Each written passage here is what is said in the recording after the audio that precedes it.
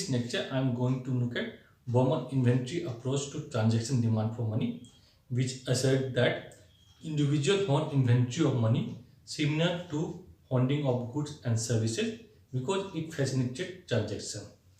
Like when businesses own inventory of goods and material, it facilitates transaction of goods and material. Okay, when they have inventory, at the same time it involves cost. Okay, so when people are holding inventory of money, it facilitates transaction.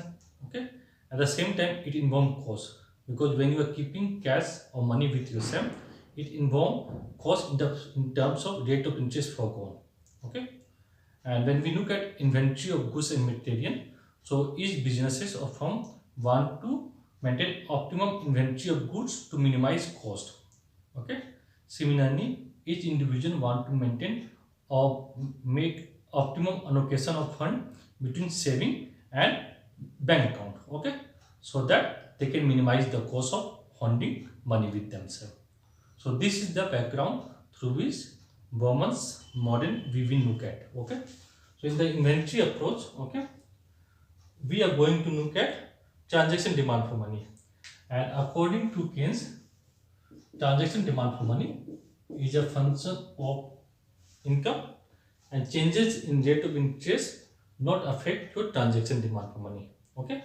But in the inventory approach, we will see that changes in rate of interest, okay, is going to affect your transaction demand for money. Okay. And people own money, okay, is give benefit, at the same time it involves cost. Okay, so is give benefit, okay, in the form of high liquidity, okay, and it involves cost, okay, in the form of rate of interest. And people are holding money, okay, so it involves benefit, okay, or give high liquidity, and involve cost in the form of rate of interest. So rate of interest is the opportunity cost of holding money. Okay, and our objective is to optimally allocate the fund between cash and saving deposit.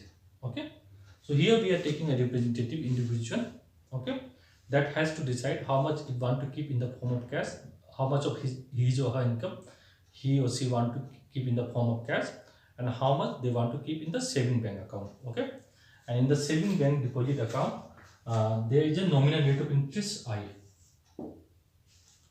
Okay, so and there is one more thing, because uh, that individual has to go to bank, okay, every time to withdraw the money. So there is a cost of withdrawal, so number of trip that individual is taking, okay, and the cost of trip, okay, every time it will go there in the bank, there is certain cost involved, and the number of time is go, okay, multiply by that cost, we will get the withdrawal cost. Okay, that cost involved. Also there is one more cost, okay, a cost of holding money, you can say that. Other cost is in terms of your rate of interest. Okay, so the more money you hold, okay, your foregoing rate of interest.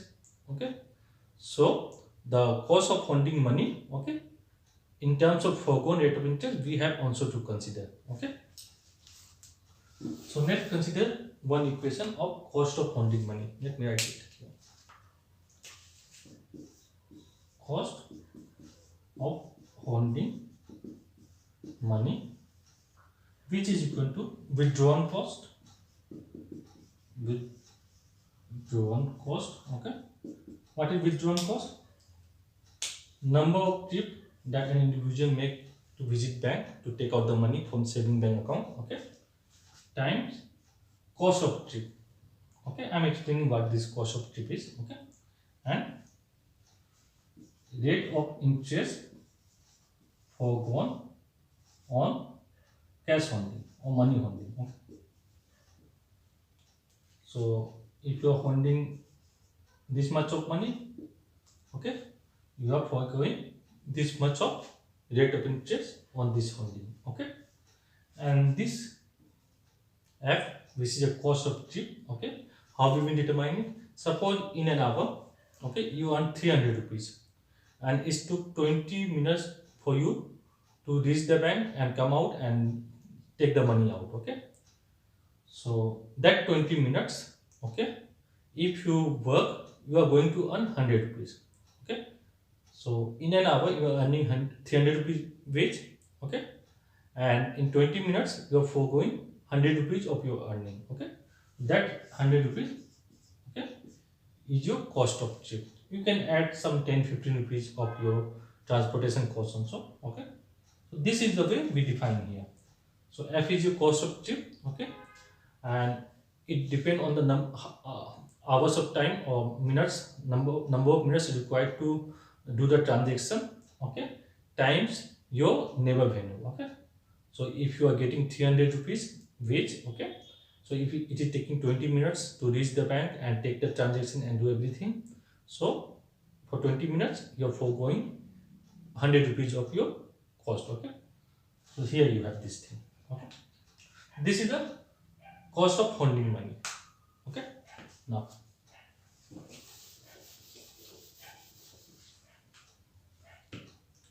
so my cost of funding money, okay, depend on my cost of chip, which is given.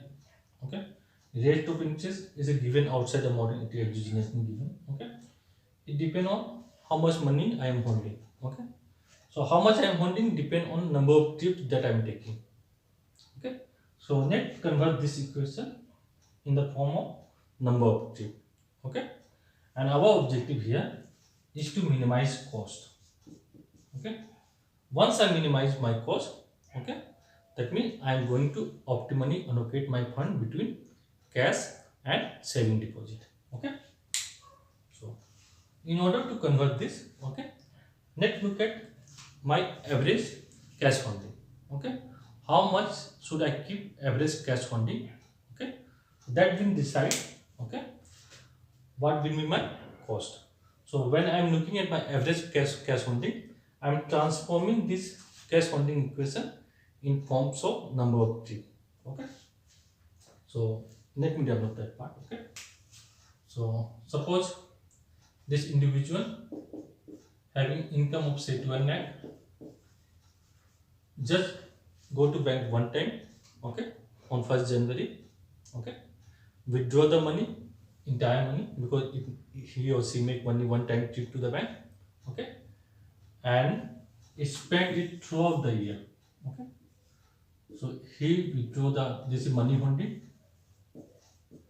So he withdraw his entire 12 lakh rupees income. This is Y. Okay, and this is 1 year. Okay, and he will gradually spend this money. Okay, throughout this 1 year. Okay, and there will be a constant expenditure each year. That means every year he is spending, every month he is spending 1 lakh. Okay, so in the first month he spent 1 lakh, he left with 11 lakh.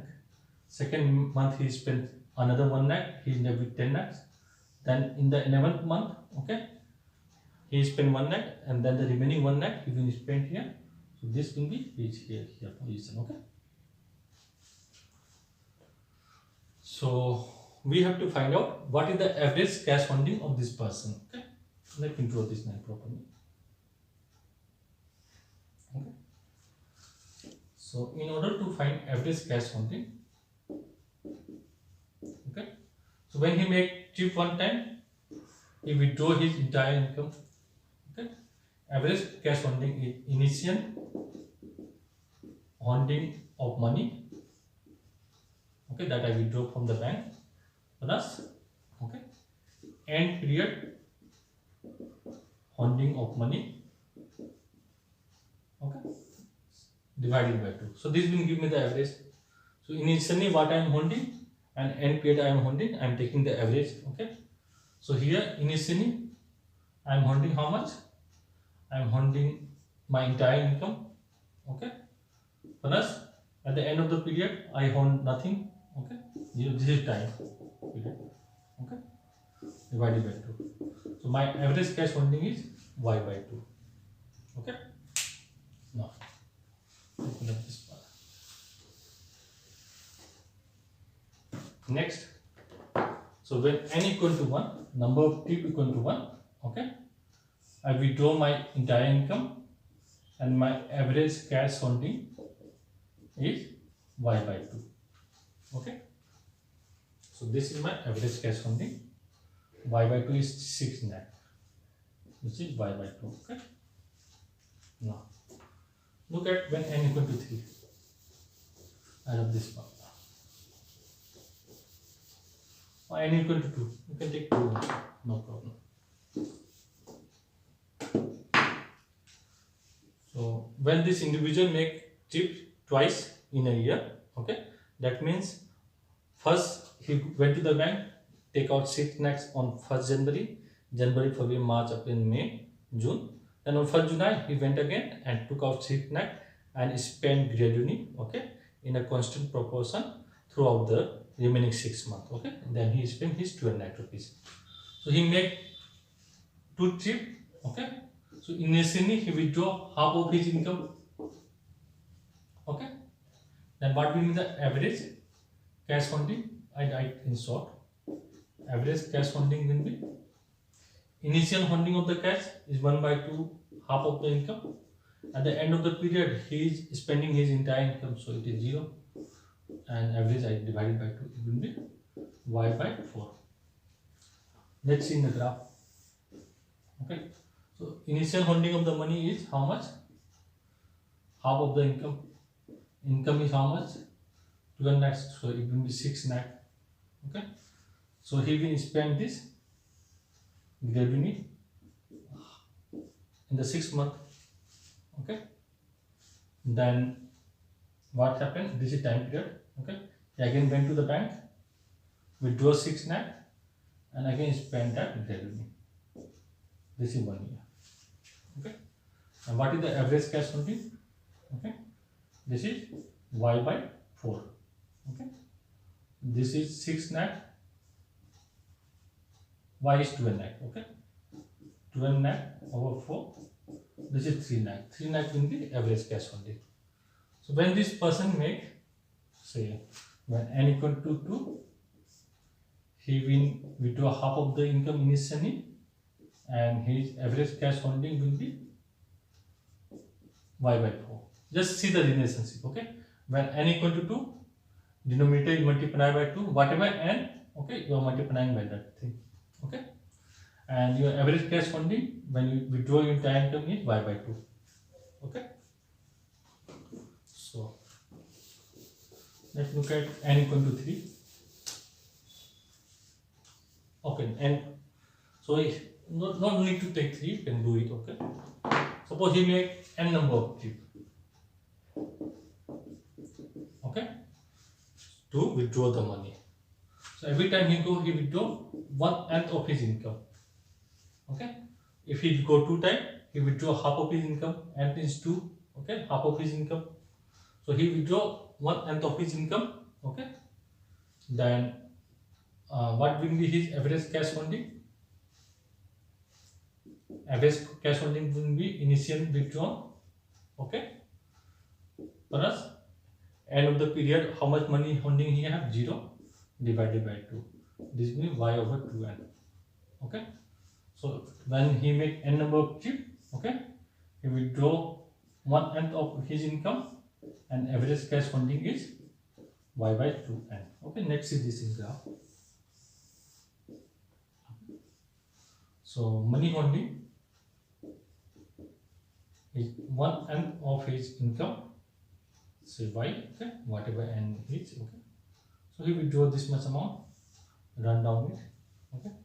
This is 1 by n, and again withdraw, and again run down it. This is 2 by n, and again withdraw, again run out it. This is 3 by n, again withdraw and run out it. This is 4 by n, okay. Suppose you do this 5 times. The fifth one is say n. This will be n by n. This will be 1. Okay. And what will be the average funding? Average funding will be y by 2. Just substitute. Okay. Here you substitute 3. So y by 6. Okay. So you have to just keep this thing. Okay. 1/3 of the time period, 2/3 of the time period, and 1 year. So 1/3 of the time period is 4 months. 2/3 of the time period is 8 months. 3/3 is 1 year. So when you make 3 times trip to the bank, that means you are going every 4 months. Okay, so you can make out this. Okay, So this is his average cash funding. Okay, when he make a trip n times. So average cash funding is y over 2n. Okay, let me check this out. Okay. Okay.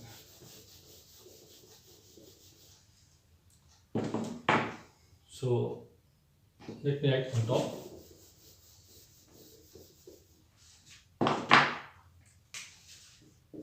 So average cash funding is y over 2n. Okay. So I'm keeping this much of cash, okay, with my son. So foregone rate of interest on average cash funding is how much? I y over 2n. This is the opportunity cost of keeping this much of cash balance, right? Then cost of trip, you know, a number of trip times cost of trip. Okay. So cost of funding money equation I can write in terms of this thing. This is what? This is my cost of funding money. Oh, okay. Rate of interest foregone on keeping cash balance. Okay.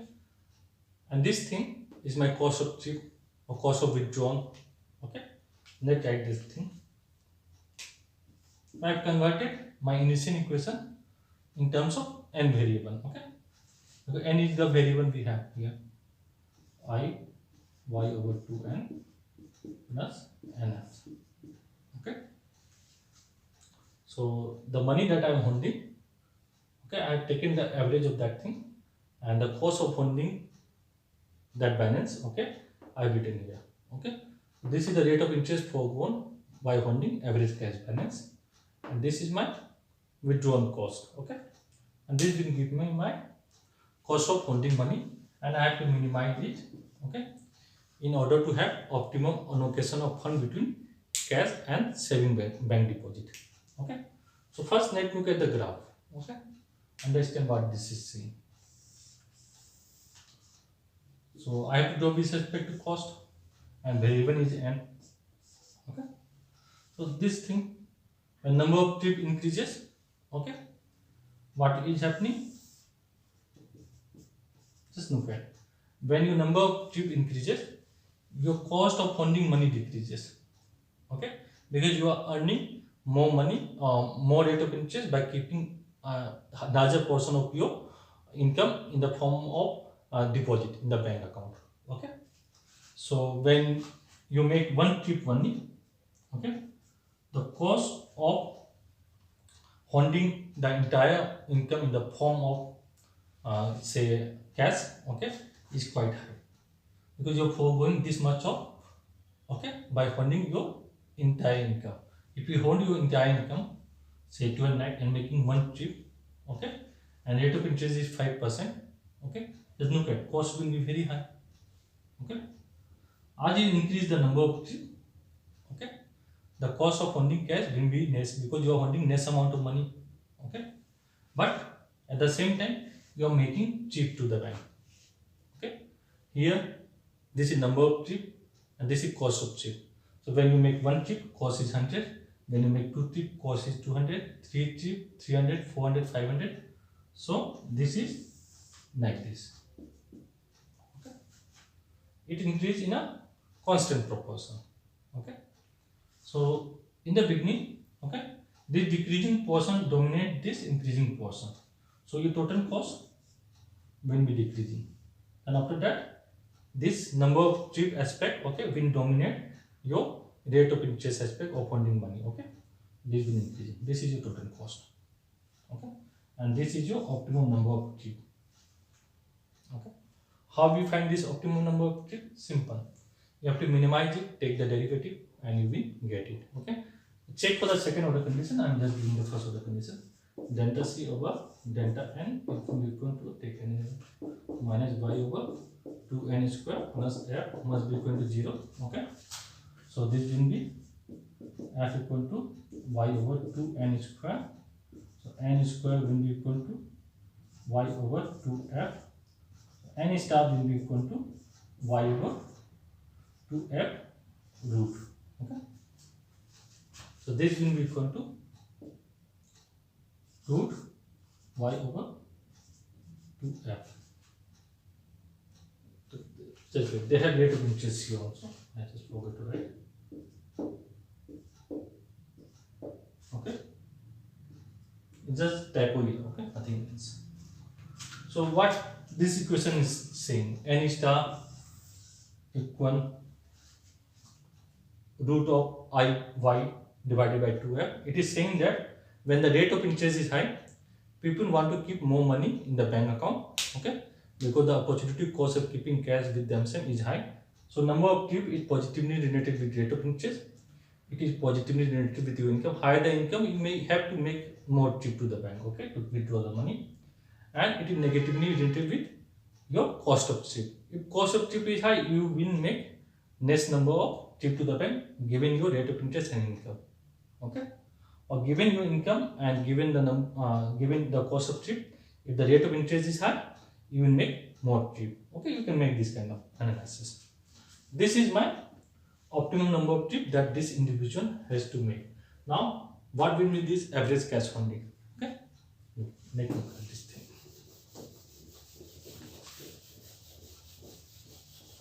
I have this thing now. So let me write this here. So n star equal, I think it is I y over 2f. Okay, this is what we have. Let me check. Yeah, it is same. Okay, so I substitute here in my average cash balance, okay, or holding. So I will get my optimum holding of the cash. Okay, because here I minimize the cost. Okay, so this is what I get number of trip. So when I put this here, I will know my optimum allocation of fund between cash and saving deposit. Okay, so let's substitute that thing here. So average cash funding will be equal to y over 2 root over I y over 2f. Okay, so let's simplify this thing. So this will be equal to y go up and it will be equal to y power 1 by 2 f 1 by 2. This will be 2 over 1 by 2 I 1 by 2. Okay, so this will be equal to root yf over 2i. Okay, so this is called your transaction demand for money or optimum holding of the cash. Okay, let me write the equation in proper way. Okay, this is my optimum holding of fund, okay, between cash and saving deposit. Okay, and this will give me optimum holding of cash. Okay, and this is your basically Bowman's-Tobin, okay, inventory approach to transaction demand for money. Okay, where transaction demand for money, okay, is depend on your income level, rate of interest, and this cost of trip we converted non-monetary factor or non-monetary asset into money term. Okay, so it is positively related with your income, negatively because inverse relationship, negatively related with rate of interest, and it is positively related with non-monetary asset which we converted into money. Okay, so we are focused on these two things. Okay, income and rate of interest. So in the inventory approach, okay, your transaction demand for money or optimum holding of the cash that people do, okay, depend on your income positively and negatively on rate of interest, and this form one of the foundation for the formulation of NM curve, okay, that we study in the ISNM model. Okay, so here we have seen that transaction demand for money not only depend on your income but also depend on rate of interest, and it is the optimum allocation of fund that individual do, okay, between cash, holding cash and saving bank deposit that give rise to the loan of interest rate, okay, for money as a medium of exchange. Okay, so even if money act as a medium of exchange, okay, it depend on rate of interest also. Okay, I hope this next is helpful. Thank you. Thank you for watching.